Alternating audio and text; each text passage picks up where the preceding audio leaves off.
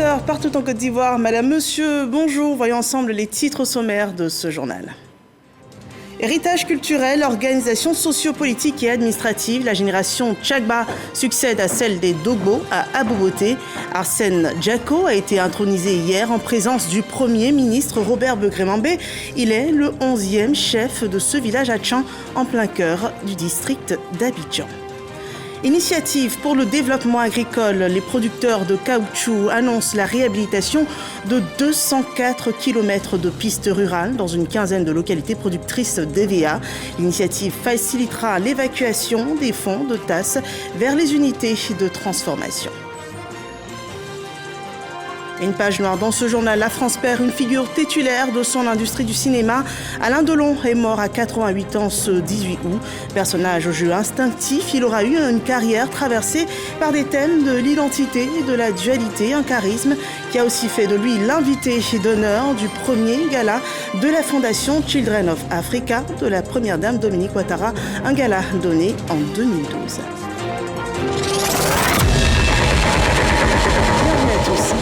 Dans ce 13h, nous aurons le magazine du dimanche et aujourd'hui, nous recevons Monsieur Kokora Dibi, directeur du logement des grands travaux immobiliers. Avec lui, nous parlerons d'un programme d'envergure nationale, un programme d'urgence de construction de 25 000 logements sociaux en location-vente et location simple, un programme de 500 milliards de francs CFA. Le secteur de l'habitat est au cœur de la politique du gouvernement et cela nous intéresse. Monsieur Dibi, bonjour. Bienvenue sur ce plateau et rendez-vous tout à l'heure. Merci, avec plaisir. Merci. Et nous poursuivons avec la génération Tchagba qui prend les rênes d'Aboboté, un village à Tchan situé en plein cœur de la commune d'Abobo. Arsène Djako est le 11e chef de ce village. Il a été intronisé hier en présence du Premier ministre Robert Begré-Mambé, Jean-Louis Gbombo. Il est enseignant-chercheur à l'université Alassane Ouattara de Bouaké. Arsène Djako, 57 ans, a été intronisé ce samedi 17 août 2024, 11e chef du village d'Aboboté, Bobon Tanois, selon son appellation d'origine en langue tchama. Issu de la génération Tchagba, Arsène Djako ouvre ainsi un nouveau chapitre dans l'histoire de ce village du district d'Abidjan. Le peuple Tchan, auquel appartiennent les ressortissants d'Aboboté, se distingue par la singularité de son système traditionnel de dévolution du pouvoir, où l'accès au trône n'est pas héréditaire, mais se transmet de génération en génération. Ce mode de désignation, source de cohésion sociale et garant de la stabilité des institutions villageoises, mérite d'être préservé. Arsène Djako succède à Amao Awanapol de la génération Dugbo, qui lui a transmis, en même temps que les attributs liés à sa nouvelle fonction, les documents officiels du village. Cette cérémonie d'intronisation est surtout l'occasion pour présenter les besoins du village en termes de développement. Il s'agit de la construction d'un marché moderne de détail, intégrant un centre commercial, du bitumage des rues, prioritairement stratégiques du village d'Aboboté, de la construction d'un mini-complexe sportif à l'emplacement du terrain des sports actuels. Témoin privilégié de cette intronisation, avec le ministre de la Santé, le Premier ministre Robert Begré-Mambé a exhorté le chef Djako à gouverner avec mesure. Un chef doit agir avec beaucoup de calme. Il doit agir avec discernement, sans se laisser emporter par la rumeur publique. Un chef doit avoir de l'élégance et de la beauté dans ses décisions et dans ses orientations. Un chef doit agir avec majesté et avec intelligence. Le Premier ministre s'est également réjoui de la confiance dont jouit le nouveau chef auprès de sa communauté. C'est en novembre 2021 que Arsène Djako a obtenu son arrêté de nomination. La remise officielle de cet arrêté ainsi que cette cérémonie d'intronisation lui confère désormais le plein exercice de ses fonctions de chef d'Aboboté. Le gouvernement ivoirien qui accompagne les chefferies pour une organisation sociopolitique optimale est aussi solidaire des Ivoiriens. L'exemple de ce soutien apporté aux familles des victimes de l'accident du car conduisant des enfants dans un voyage linguistique au Ghana. La dépouille de la deuxième adolescente décédée est arrivée hier à Abidjan. Kwasi Adassa Esther Ramissou avait 16 ans. Ces images sont rapportées par Michel Mambo. Atmosphère insoutenable à l'aéroport Félix Houphouët-Boigny d'Abidjan ce samedi 17 août. Des visages étreints par la douleur, des cris de détresse, parents, amis, proches ne peuvent contenir leurs larmes à l'arrivée de la dépouille. Le corps sans vie de Kwasi Adassa Esther Ramissou.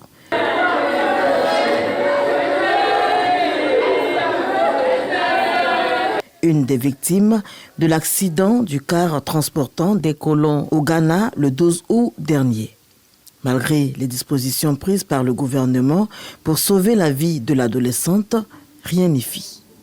Depuis l'accident jusqu'à la prise en charge du corps de notre fille, l'État est à nos côtés. Encore une fois, merci à l'État de Côte d'Ivoire, au président de la République, au Premier ministre et à tous les membres du gouvernement. Aux côtés des familles éplorées, le représentant du Premier ministre, Robert Begré-Mambé, et celui de la ministre de la Cohésion nationale, de la Solidarité et de la lutte contre la pauvreté, Miss Belmondo Dogo, venus réitérer la compassion et le soutien du gouvernement en cette circonstance douloureuse. Monsieur le Président de la République, ayant été informé, a instruit le gouvernement et notamment Madame la ministre en charge de la solidarité de venir exprimer la compassion du gouvernement aux familles éplorées. C'est dans ce cadre-là que nous sommes là pour dire Yako aux familles. Notre présence ici marque ce soutien de l'État et surtout la nécessité de faire en sorte que nous joignons nos prières à celles qui sont faites pour que les familles soient apaisées et que le Seigneur accueille l'âme de ceux qui nous ont quittés. Le bilan du drame survenu le 12 août dernier fait état de 2 décès et 12 blessés. La dépouille de Adassa, 16 ans, a été conduite à Ivosep Trècheville en attendant le programme des obsèques. Et notons que l'adolescente a perdu la vie des suites de ses blessures dans cet accident.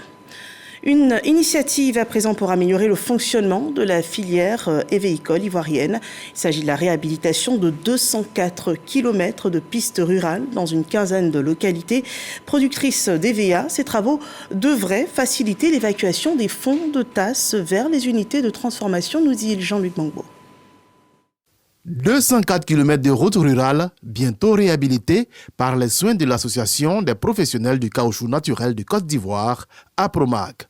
La fêtière, dont les premiers responsables, ont échangé avec les représentants de 14 entreprises sélectionnées pour cette opération, entend ainsi faciliter l'accès aux plantations d'EVA et le transport du caoutchouc naturel vers les unités de transformation. C'est très important que nos parents dans les villages sachent que ces pistes, indépendamment des pistes réhabilitées par l'État, et que ces pistes aussi, c'est un appui de la PROMAC donc à l'effort de réhabilitation de nos différentes pistes rurales. Le soutien de la PROMAC à l'aménagement de l'environnement villageois. Il s'agira de travaux de reprofilage lourd de routes et traitement de points critiques dans des zones productrices de caoutchouc naturel comme Aboisseau, Dabou, Toui, Soubré, Tiasalé ou Ouélé. Il faut savoir qu'en fait, c'est des plantations.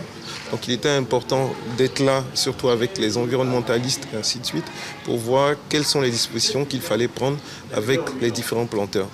Donc il était important d'être présent pour pouvoir vraiment faire un travail qui sera donc bien fait pour les planteurs, les bénéficiaires, autant pour APROMAC et autant aussi pour nous. Ces travaux de réhabilitation devraient être achevés avant fin mars 2025.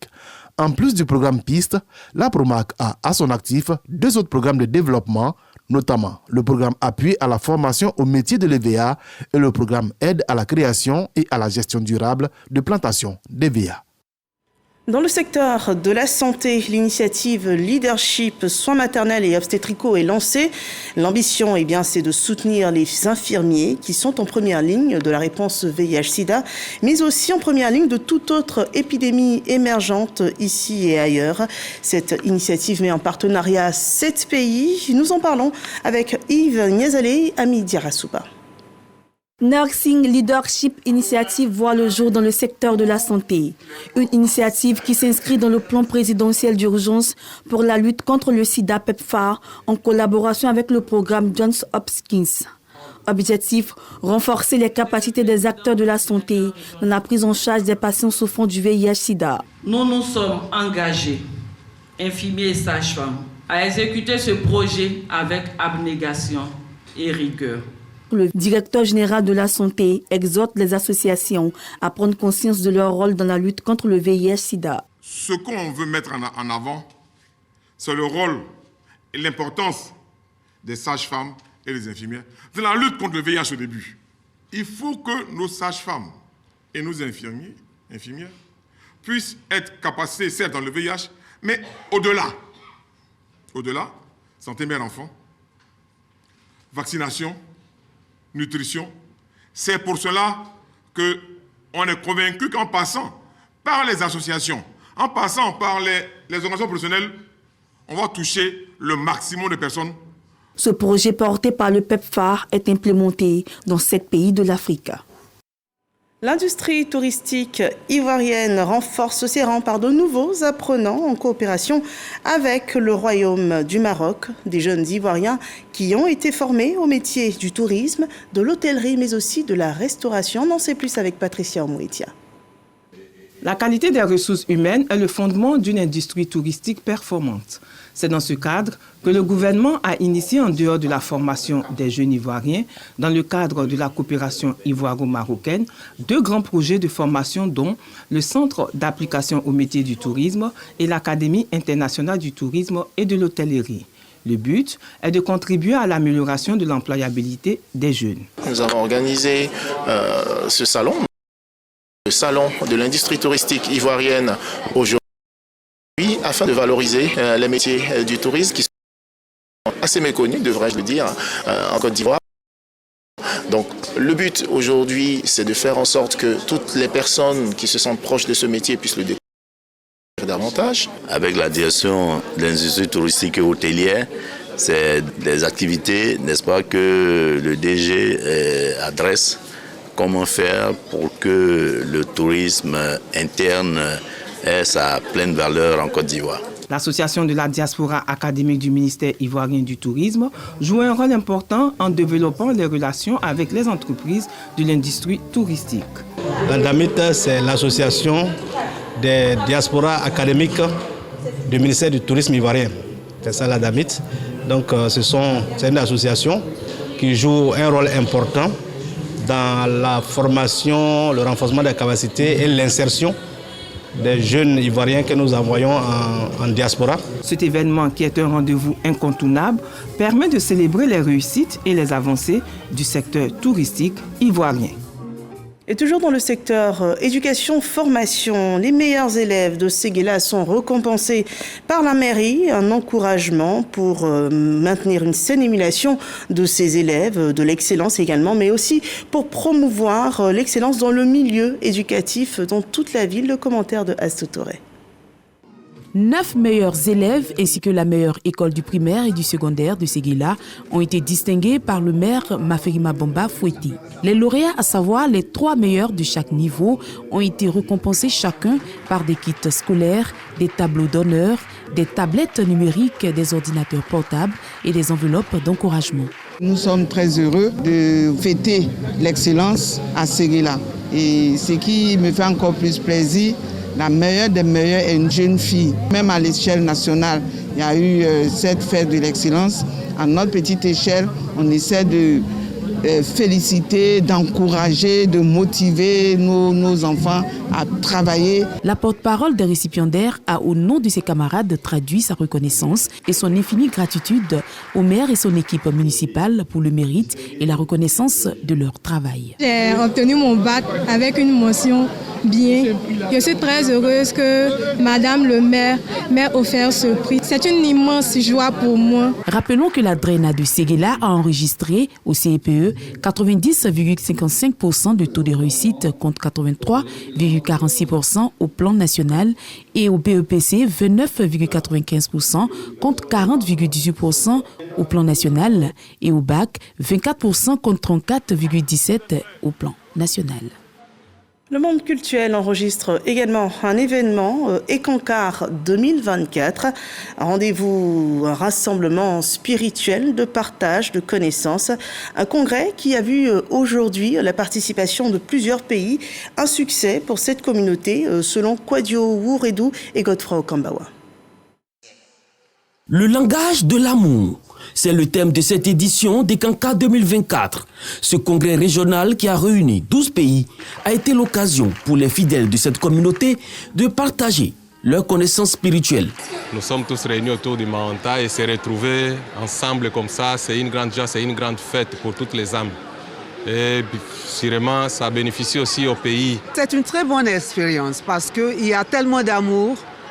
Là, on se sent bien, c'est un congrès très bien organisé, avec des gens qui ont démontré plein d'amour. Pour le conférencier, l'objectif de ce congrès est d'accentuer les efforts pour l'expansion du message de Dieu. Des discussions spirituelles qui ont eu lieu, c'est qu'il faut à tout prix préserver l'identité divine de l'âme.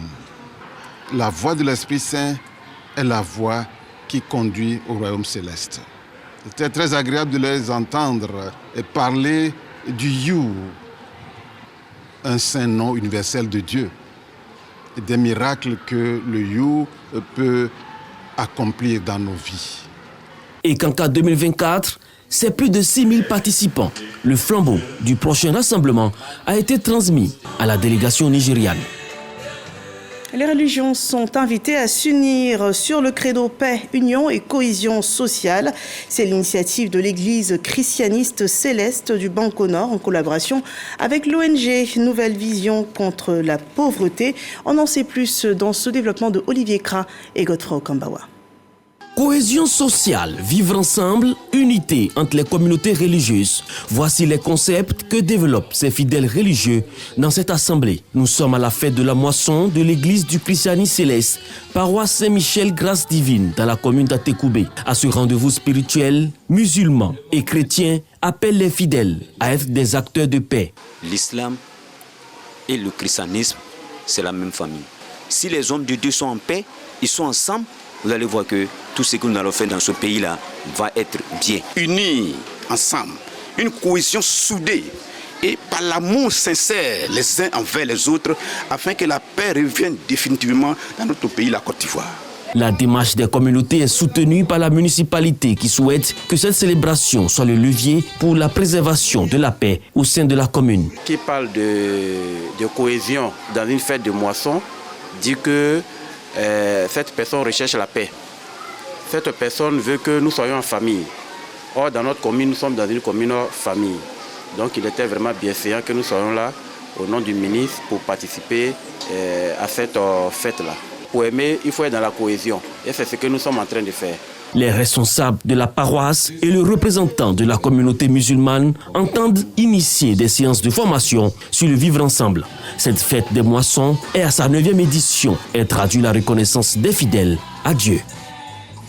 À présent, un concours dans la religion musulmane, un concours de récitation et de mémorisation des versets du Coran. Ce concours s'est tenu au sein de la fondation Mohamed VI à Trècheville. L'ambition, c'est d'encourager et montrer l'importance de ces hadiths, les versets donc du Coran, du prophète Mohammed, paix et salut. Reportage de Mariam Sangaré et Souleymane Denisongo.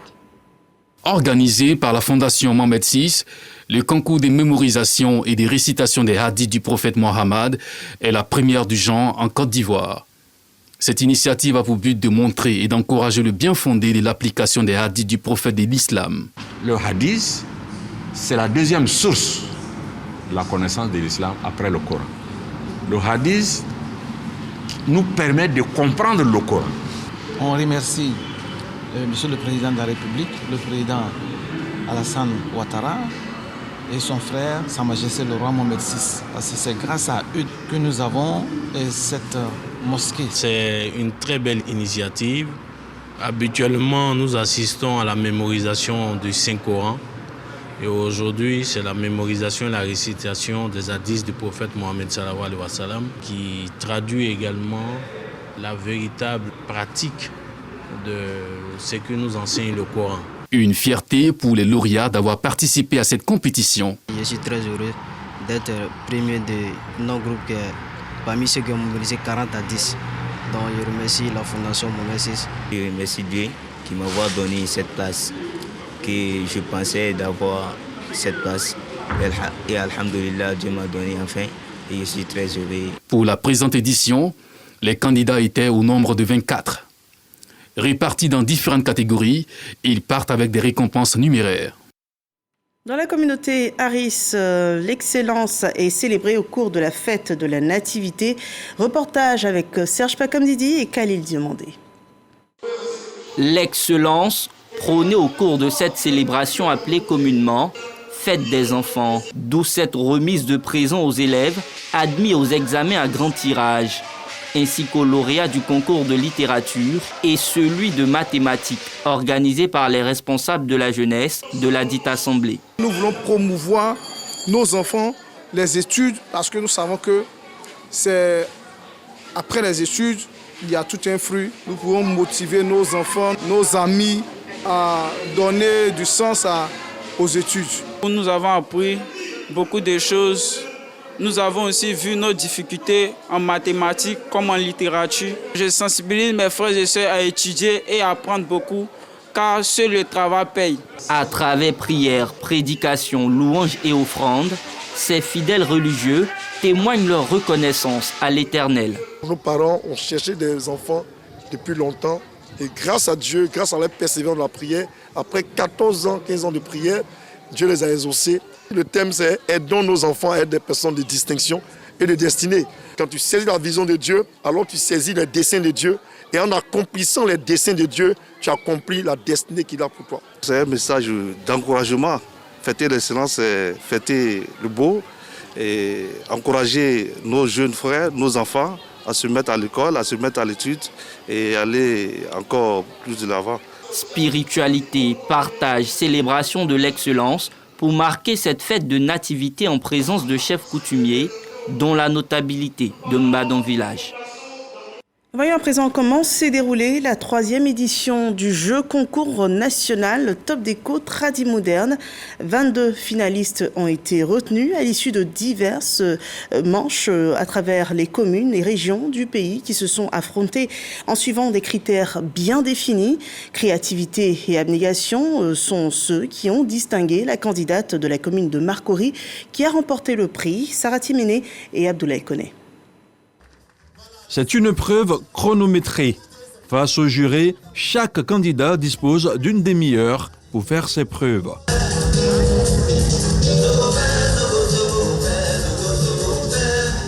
Dans cette course contre la montre, les impétrants bénéficient du soutien de leurs proches. C'est un soutien à nos braves candidats, tout en espérant que la victoire revienne à Korogo. Je lui souhaite toute la chance, que Dieu fasse qu'elle soit lauréate de ce concours. Ici, seuls les passionnés de la décoration sont mis à l'épreuve. Nous voulons profiter de ce jeu, de ces talents de ces jeunes-là, pour pouvoir créer de la richesse au niveau de tout ce que nous avons comme matériel traditionnel. Et je sais qu'avec la culture que nous sommes en train de valoriser, on va encore aller de l'avant. Je leur dis bonne chance et je souhaite que vraiment le meilleur gagne. Pour ce concours, nous souhaitons que nos jeunes candidats, comme on dit, sortent de leur trip, tout ce qu'ils ont comme passion pour la décoration tradie moderne. Au bout du chrono, le vainqueur est vite désigné. La lauréate est issue de la commune de Marcory. Je suis très heureuse de remporter ce prix. Il faut dire que je suis moi-même passionnée de la décoration depuis toute petite. C'est quelque chose que j'affectionne beaucoup et j'envisage faire de cette passion un métier. Ce concours lancé en 2022 bénéficie du soutien de plusieurs organismes, emmener les jeunes à faire carrière dans les métiers de la décoration. C'est le leitmotiv des organisateurs. Activité qui anime cette période de grandes vacances. Voyons ces images de la réception du véhicule de Miss Côte d'Ivoire 2024. Véhicule remporté le soir de son sacre. Miss Diarnala Marie-Emmanuel remporte donc ce véhicule à la suite du partenariat logistique transport du comité Miss Côte d'Ivoire. Les images sont de Serge Pakandidi et Khalid Diomandé. Chose promise, chose due. La Miss Côte d'Ivoire 2024, Diamala Marie-Emmanuel, reçoit les clés d'une voiture de la société Socida, partenaire du Comici depuis maintenant 4 ans. Un véhicule flambant neuf de marque Suzuki Vitara pour la durée de son mandat. On est ravis. Ce soir, c'est la beauté qui est représentée. Et la beauté de Miss Côte d'Ivoire d'abord, et puis le véhicule qui va être à sa disposition pendant 1 an.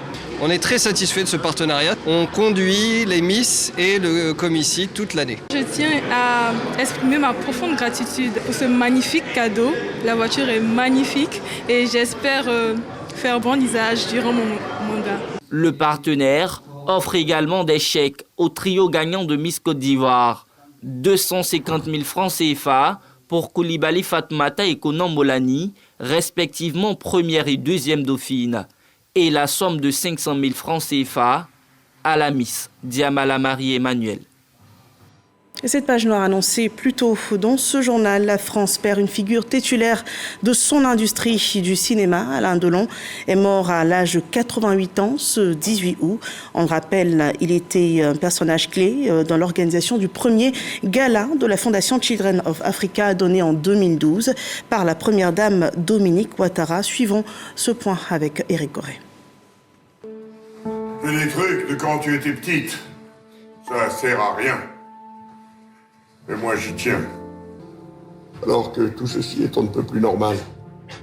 À 88 ans, la légende Alain Delon quitte le monde cinématographique. Acteur, réalisateur, chanteur et producteur français, il avait honoré de sa présence au dîner gala de Children of Africa en Côte d'Ivoire en 2012, aux côtés de plusieurs célébrités mondiales, d'où son passage sur le plateau du journal télévisé de la RTI. Vous êtes l'invité d'honneur de la première dame de Côte d'Ivoire, Madame Dominique Ouattara. Est-ce votre première visite? C'est ma première visite, effectivement, oui. Et vos impressions? Mes impressions, vous savez, déjà on arrive la nuit en Côte d'Ivoire et mes impressions étaient assez foudroyantes à l'aéroport, comme vous avez pu le voir. Cet enthousiasme surprend, étonne et fait plaisir. La star française avait profité de tous les instants de cet événement. Son décès choque ses fans. À 6h moins 5, qui n'est pas une heure habituelle pour prendre des nouvelles, le téléphone sonne et j'entends la voix d'Alain qui me dit j'ai un mauvais pressentiment. Il est né le 8 novembre 1935 à Sceaux, en banlieue parisienne. Ce dimanche 18 août, jour de son décès, restera à jamais gravé dans les mémoires. Voilà, Alain Delon, personnage charismatique qui nous a quittés ce 18 août 2024. Parlons à présent de la Thaïlande où Pattanakarn Shinawatra, la fille du milliardaire et ex-premier ministre controversé Tas Kin, a été investie ce dimanche en qualité de chef du gouvernement thaïlandais. Au terme d'une nouvelle quinzaine politique agitée dans ce pays à 37 ans, elle devient la plus jeune première ministre du royaume après la destitution de son prédécesseur en lien avec un dossier de corruption et la dissolution une semaine auparavant du principal parti d'opposition. Elle est la 3e personnalité de sa famille à occuper le rang de Premier ministre dans sa famille. Madame, Monsieur, place à présent à votre magazine du dimanche. Nous vous l'annoncions plus tôt. Nous recevons sur ce plateau, dans ce 13h, Monsieur Kokoradibi, il est le directeur du logement et des grands programmes immobiliers. Alors, face aux résultats mitigés obtenus ces dernières années sur la question de l'immobilier, l'État de Côte d'Ivoire a décidé de reprendre le contrôle du secteur pour soulager la population. Le gouvernement ivoirien a lancé un programme d'urgence de construction de 4300 logements à caractère social et économique. La BOAD, votre banque de développement, s'est engagée à accompagner la Côte d'Ivoire pour la promotion et le développement de l'habitat social. Le ministre de la Construction, du Logement et de l'Urbanisme justifie le choix du site d'Akoupé-Zedji.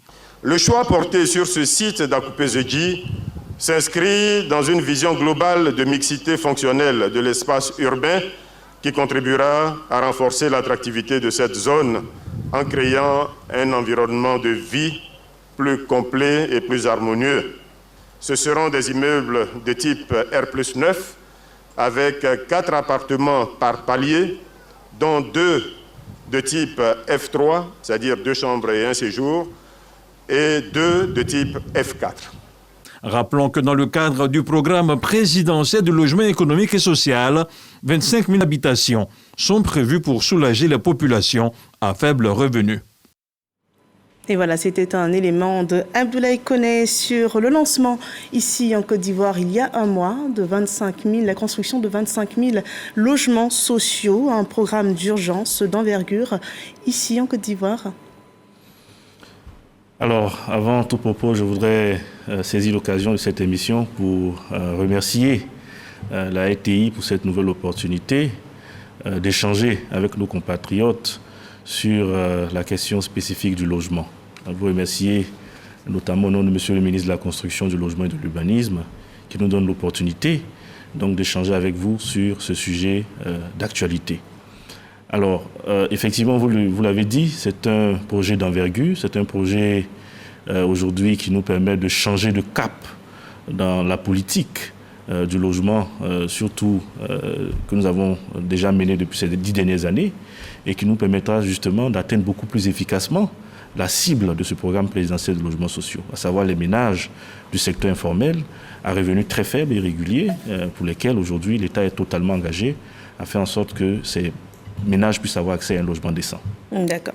Vous avez tout à l'heure parlé de chronologie, je vous prends au mot. Vous avez parlé d'un programme qui s'étend, qui dure depuis déjà une dizaine d'années. Donc en 2010, nous avons eu le lancement de la construction de 60 000 logements sociaux.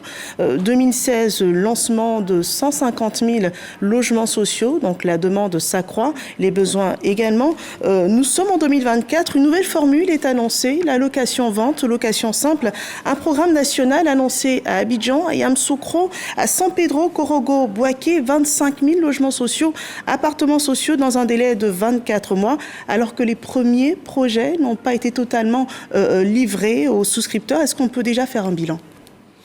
Alors oui, effectivement, pour parler de bilan, peut-être permettez que nous puissions faire un bref rappel sur quelques éléments qui permettront à nos téléspectateurs de comprendre mieux le sujet que nous abordons. Effectivement, en 2012, le gouvernement a lancé sous l'égide du chef de l'État un programme présidentiel de logement socio-économique avec l'ambition de réaliser d'abord 60 000 logements, puis l'objectif a été rehaussé à 150 000 logements en 2016. Et pour ce dispositif-là, l'État avait décidé d'opter pour un partenariat public-privé, donc dans lequel l'État avait essentiellement 3 grandes missions: financer la mobilisation des sites, financer la viabilisation primaire des sites qui étaient mobilisés, et puis contribuer à faire baisser le coût des logements à travers un mécanisme indirect de subvention, à travers des exonérations fiscales accordées aux promoteurs immobiliers. En contrepartie, il était demandé au secteur privé de réaliser les constructions, de financer ces constructions-là et de procéder à la commercialisation des logements avec comme consigne le respect du cahier de charges qui imposait un quota de 60% minimum de logements socio-économiques et 40% de logements standing. Ce qui permet, en parenthèse, d'expliquer à nos populations pourquoi sur certains de nos sites, il peut y avoir des logements économiques ou de standing, parce que justement, cela permettait de combler les faibles marges qui étaient réalisées par les promoteurs sur le segment du social.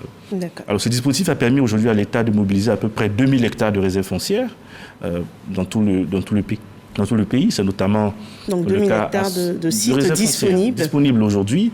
C'est notamment le cas à Songonk-Assemblée. Nous avons mobilisé 439 hectares.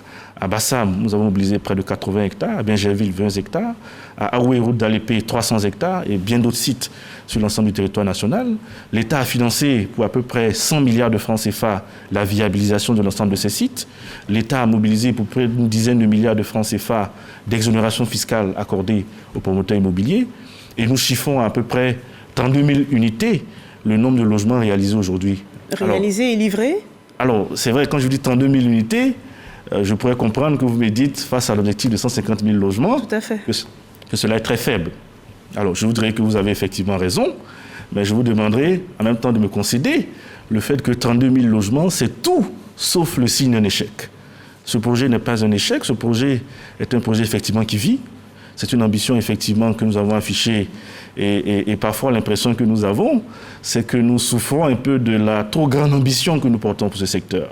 Alors pourquoi changer de formule? Nous serions contentés par exemple d'avoir affiché 20 000 ou 10 000 logements comme certains pays le font. Nous en aurons fait 32 000 comme je l'ai dit, que nous serons satisfaits de ces résultats-là. Mais est-ce que cela aurait eu vraiment un impact sur la vie de nos populations?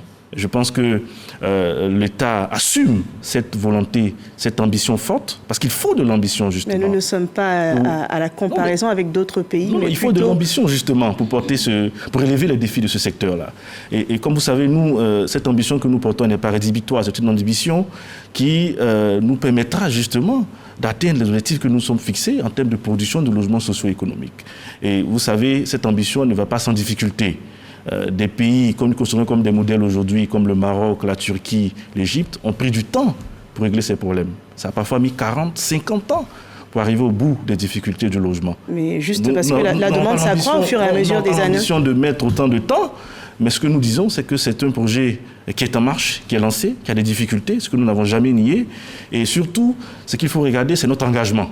Notre engagement à ne pas baisser les bras malgré des difficultés et surtout notre capacité à transcender ces difficultés-là, à apporter des solutions nouvelles. Ce que nous avons commencé à faire il y a 2 ans, avec toutes les réformes que nous avons engagées, qui aujourd'hui transforment profondément ce secteur-là et que nous pourrons aborder si vous souhaitez. Avant de parler des réformes, je souhaite qu'on puisse aborder le point des sites de Sangong, Assemblée et Grand Bassam. Il avait été annoncé il y a quelques années 40 milliards de francs CFA pour la réalisation des voies, réseaux divers, donc les VRD. Qu'en est-il à ce jour? Et quand est-ce que les personnes pourront pleinement entrer en possession de leurs biens? Alors, sur le cas spécifique de ces 2 sites que vous avez cités, effectivement, c'est des sites pour lesquels aujourd'hui l'État a investi massivement donc, dans la réalisation des VRD primaires. Aujourd'hui, nous estimons que ces sites sont à peu près à 95% pour le site de Sangong et 98% pour le site de Bassam, en termes de taux de réalisation de VRD primaires. Il reste effectivement des problèmes que nous considérons comme des problèmes résiduels, notamment sur le site de Sangong Assemblée, où nous avons été un peu pris au dépourvu, parce que là où nous étions nous avons quasiment achevé les travaux de connexion de ce site à l'électricité. Nous avons été pris au dépourvu par les travaux d'élargissement de la voie de Dabou qui ont endommagé une partie des câbles souterrains qui alimentaient ce site. Le retard dans l'acquisition des difficultés en termes de connexion de ce site. Mais aujourd'hui, ce site est pleinement connecté à l'électricité. Nous travaillons notamment sur la question de l'eau potable, avec pour lesquels l'opérateur aujourd'hui est en plein chantier, pour les tests qui permettront donc de mettre à disposition de l'eau potable sur le site avant la fin de l'année.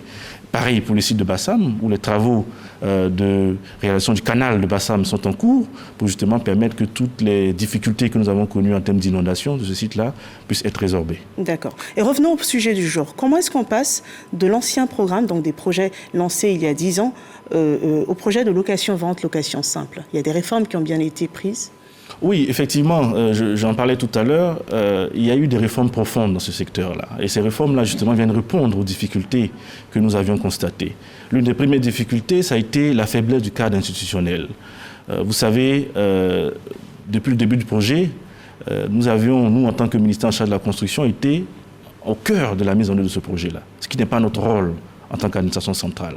Partout où nous sommes passés, où le secteur du logement a connu un succès, c'est le rôle d'agence d'exécution, de mettre en œuvre la politique de l'État. Ce que nous avons corrigé en mettant en place l'Agence nationale de l'habitat, qui est aujourd'hui tout à fait opérationnelle et qui porte aujourd'hui de manière spécifique la mise en œuvre de la volonté de l'État, de la politique de l'État en matière d'habitat social.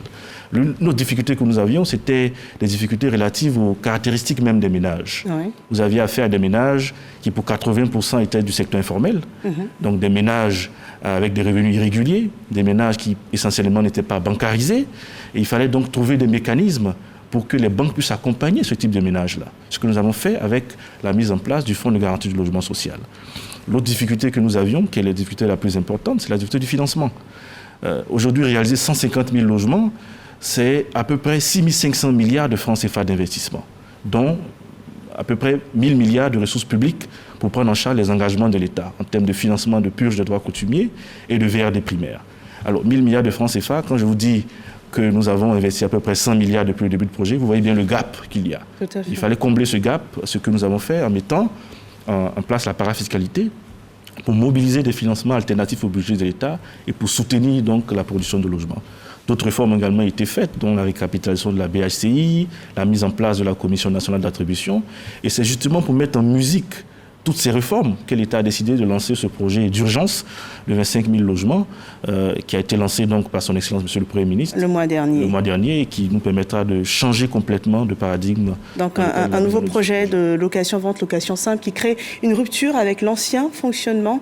Vous avez parlé tout à l'heure de fonds, de financement, de nouvelles agences. Quelle différence avec les programmes réalisés déjà il y a 30 ans, 40 ans par la SICOGI, la SOGEFIA avec l'accompagnement du gouvernement? Alors effectivement, vous avez utilisé le bon mot. C'est une complète rupture avec ce que nous faisions il y a 10 ans.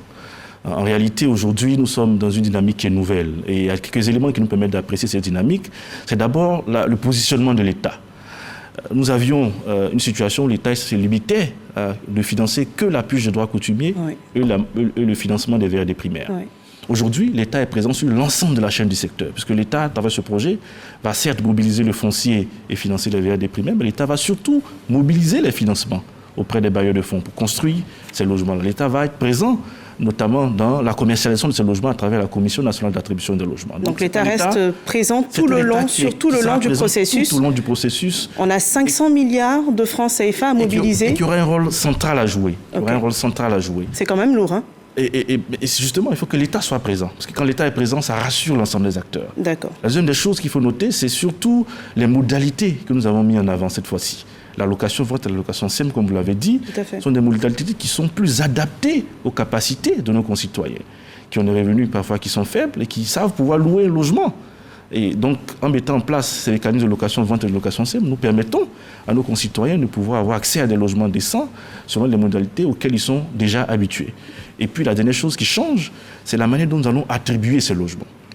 Ce ne sera plus l'affaire d'un promoteur. Donc, quels sont les critères, finalement de sélection? L'affaire de l'État à travers la Commission nationale d'attribution des logements. D'accord. Et justement, pour parler des critères, cette commission sera chargée de définir les critères d'éligibilité à ce programme, de sélectionner les acquéreurs qui ont droit à ces logements et de procéder à l'attribution à proprement parler de ces logements-là. Donc c'est vraiment un changement de paradigme qui nous fonde à croire que ce programme est en train de prendre une tournure différente et qui permettra d'atteindre des résultats beaucoup plus probants que ce que nous avons obtenu jusqu'à présent. D'accord. Nous savons que c'est un programme qui a un délai de construction de 2 ans. À partir de quelle date exactement il faudrait compter pour les 24 mois? Oui, ces projets sont déjà lancés. Et à quel moment les souscripteurs devront-ils être débités? Non, ces projets, comme je l'ai dit, sont déjà lancés. Okay. Le projet de la cité policière de la BAE pour 800 appartements a été lancé le 4 juillet dernier. Celui de Akupé-Jeudi PK24 a été lancé le 12 août dernier. Donc ce sont des projets qui sont lancés. Ceux des villes de l'intérieur vont certainement suivre. Et nous avons été instruits par M. le Premier ministre, au-delà des 4 villes qui avaient été retenues initialement, à savoir Boaké, Yamoussoukro, Korogo et San Pedro, d'étendre ce projet à tous les chefs-lieux de région. Donc, ce qui nous permettra de toucher le maximum de villes dans le pays.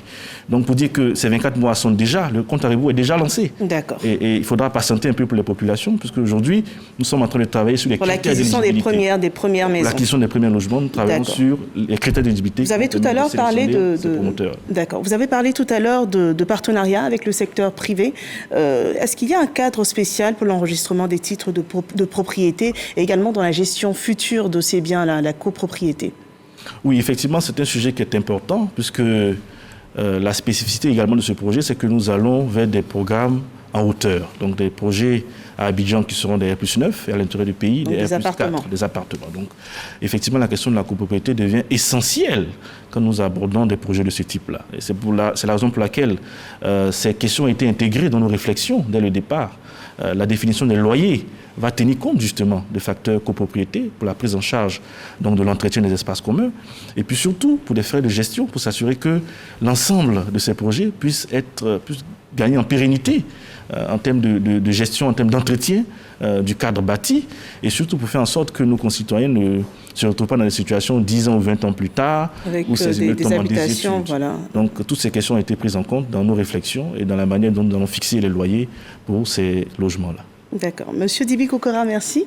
Vous êtes le directeur du logement et des grands programmes immobiliers. Nous espérons avoir parcouru toutes les questions clés de ce programme d'envergure lancé par le ministère de la Construction, du Logement et de l'Urbanisme en Côte d'Ivoire. Un programme d'urgence annoncé de 25 000 logements disponibles dans un délai de 24 mois pour les populations d'Abidjan, de Yamoussoukro, de Korogo, de San Pedro et de Bouaké. Donc un programme d'envergure de location-vente et de location simple, une toute nouvelle formule que présente le gouvernement ivoirien dont le secteur de l'habitat est au cœur de sa politique. Nous dirons même que c'est une priorité pour nos dirigeants. Merci de nous avoir suivis.